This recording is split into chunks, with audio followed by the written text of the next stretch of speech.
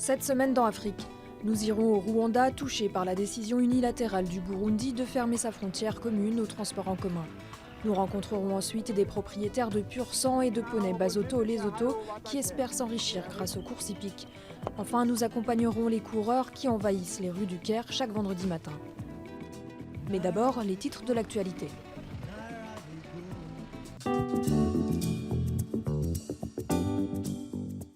5 morts, près de 1000 arrestations et des opposants retenus dans leur quartier général. La situation ne désenfle pas au Gabon depuis que le pouvoir refuse tout nouveau décompte des voix après la réélection d'Ali Bongo. Le président a rejeté la responsabilité des émeutes sur l'opposition. La démocratie s'accorde mal des succès autoproclamés. Des groupuscules formés à la destruction, la démocratie s'accorde mal de la prise d'assaut d'un parlement et de la télévision nationale. Ali Bongo aurait recueilli 49,80% des suffrages et son rival Jean Ping 48,23%. Un résultat contesté par l'opposition qui dénonce un hold-up électoral. Les États-Unis, la France et l'Union européenne se sont fait l'écho de l'opposition gabonaise en demandant la publication des résultats de l'élection à un tour, bureau par bureau. C'est une promesse à 30 milliards de dollars. Par la voix de son Premier ministre Shinzo Abe, le Japon s'est engagé à investir dans le continent africain sur les 3 prochaines années. 73 accords commerciaux ont été conclus entre sociétés africaines et japonaises lors de la conférence internationale de Tokyo pour le développement de l'Afrique, organisée cette année à Nairobi, au Kenya. Ces accords ont pour but de diversifier l'économie africaine. Un doublé gagnant pour le Japon qui excelle dans les secteurs de la santé, l'énergie, la planification ou la finance et veut démarquer son offre de celle de son encombrant voisin chinois. Le chef de l'État tunisien, Béji Caïd Essebsi, a présidé mercredi le premier conseil des ministres du nouveau gouvernement. 2 jours plus tôt, Youssef Chahed, 40 ans, succédait officiellement à Habib Essid comme Premier ministre à la tête d'un gouvernement d'union. Malgré le succès de sa transition démocratique, la Tunisie cherche encore ses marques. Youssef Chahed est le 7e Premier ministre depuis la révolution de 2010-2011. Son gouvernement devra rapidement faire ses preuves quant à ses capacités à redresser l'économie du pays et à éradiquer la corruption. Les autorités locales sud-africaines ont ordonné mardi à un prestigieux lycée de Pretoria de suspendre son règlement intérieur en matière de coupe de cheveux. Des élèves noirs ont dit avoir été contraintes de lisser leurs cheveux et ne pas porter de coupe afro. Il leur serait aussi interdit de communiquer dans leur langue locale au sein de l'établissement. Jusqu'à la fin officielle de l'apartheid en 1994, ce lycée accueillait seulement des élèves blancs. Un anneau de feu pendant quelques minutes.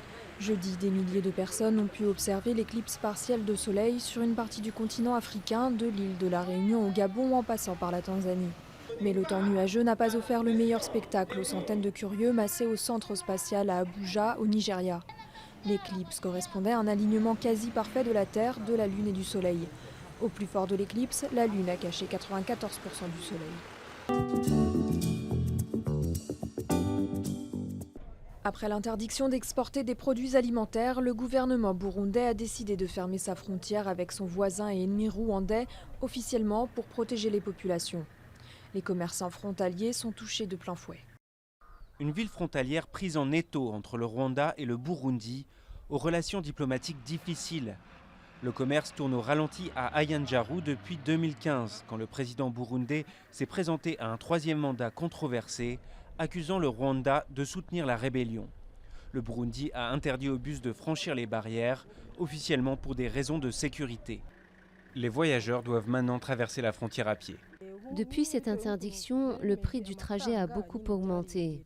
Maintenant, pour faire un aller-retour, ça coûte 20 000 francs rwandais, alors qu'avant, ça ne coûtait que 12 000. Fin juillet, le Burundi a également interdit l'exportation de produits alimentaires, disant craindre une pénurie à cause de la sécheresse. Une décision qui touche surtout les petits commerçants. Notre commerce a été très affecté par la décision du Burundi. Nos principaux clients venaient du Burundi et traversaient la frontière pour acheter nos produits. Mais certains ont trouvé des astuces pour faire passer quelques marchandises au noir et survivre. Je cache un peu de riz sous mes vêtements et je passe la frontière. Au Rwanda, les prix des denrées alimentaires ont déjà augmenté. Le gouvernement a qualifié la décision du Burundi d'illégale, car contraire au statut de la communauté des États d'Afrique de l'Est.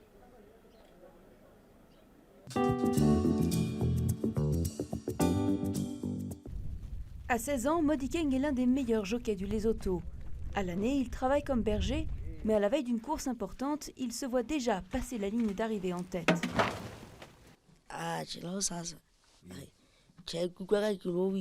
Je serais hyper content de gagner, parce que je serais fier d'avoir gagné une course professionnelle devant tout le monde, devant tous les propriétaires. Dans les villages du Lesotho, les chevaux et les ânes sont le principal moyen de transport. Les courses hippiques sont l'occasion de célébrer cette culture. Elles attirent des centaines d'amateurs. Les propriétaires présentent leurs montures à la foule et les paris vont bon train. 5 courses sont organisées à Semongkong le jour de l'anniversaire du roi, par catégorie d'âge et de race, des poneys Basotho locaux au pur sang importé d'Afrique du Sud. Sur la piste, aligner les chevaux au départ peut prendre un quart d'heure. Les cavaliers s'élancent enfin. Les 4 finalistes peuvent gagner de 5 à 20 euros. C'est au tour de Mody Keng d'enfourcher le cheval de son employeur. D'après les propriétaires, les jockeys font 30% de la course. Ce qui compte, c'est la préparation du cheval. Mody Keng termine 4e, juste de quoi sauver l'honneur. Mais le héros du jour, c'est le propriétaire de Tolkelot, où parle beaucoup, un pur sang qui ne perd jamais. C'est parce que je l'entraîne beaucoup, sans le laisser partir, en le retenant tout le temps. Au total, 1 000 euros de prix sont distribués. Les courses sont sponsorisées par des entreprises et par l'Agence nationale du tourisme. Ces sponsors permettent de faire vivre la tradition, mais aussi de la professionnaliser pour gagner de la reconnaissance à l'international. Pour moi, l'avenir des chevaux du Lesotho passe par ces courses. C'est là que les éleveurs et les propriétaires peuvent regarder et analyser les chevaux et décider comment faire progresser la génération suivante. Mody Keng a travaillé pour plusieurs propriétaires et de victoires en paris gagnés, il a empoché 50 euros, l'équivalent de 10 journées de travail. De quoi rêver au jour où lui aussi aura son propre cheval.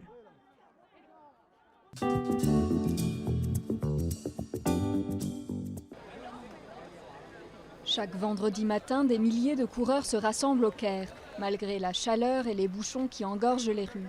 Au programme, 4 km de footing dans la ville la plus peuplée d'Afrique. Dans n'importe quel autre pays, les routes sont fermées pour les marathons, mais pas ici. Alors nous venons ici chaque vendredi à 7 h du matin, car la circulation n'est pas encore trop dense.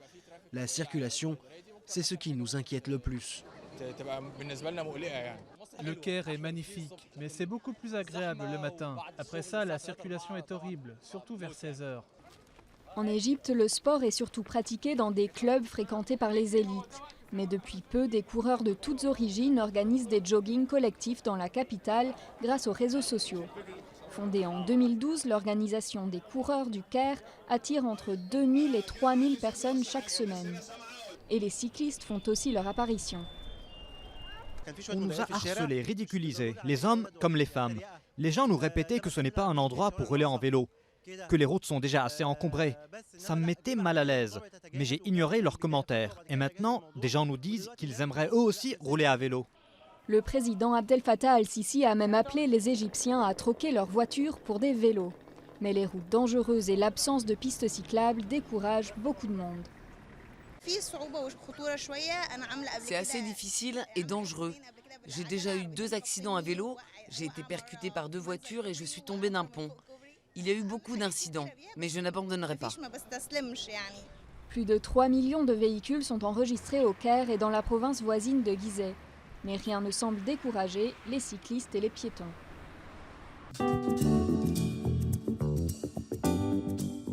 Course contre la montre pour le Cameroun à moins de 3 mois de la Coupe d'Afrique des Nations féminines. Depuis l'annonce de l'organisation de Cameroun 2016, le pays est devenu un vaste chantier avec la construction de nouveaux stades, d'hôtels et la rénovation des sites touristiques.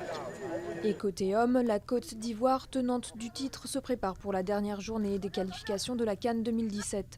La Confédération africaine de football ne compte pas modifier l'organisation du tournoi au Gabon malgré les tensions post-électorales. La semaine prochaine, nous irons en Côte d'Ivoire où des centaines de chercheurs d'or exploitent illégalement des mines artisanales. À la semaine prochaine.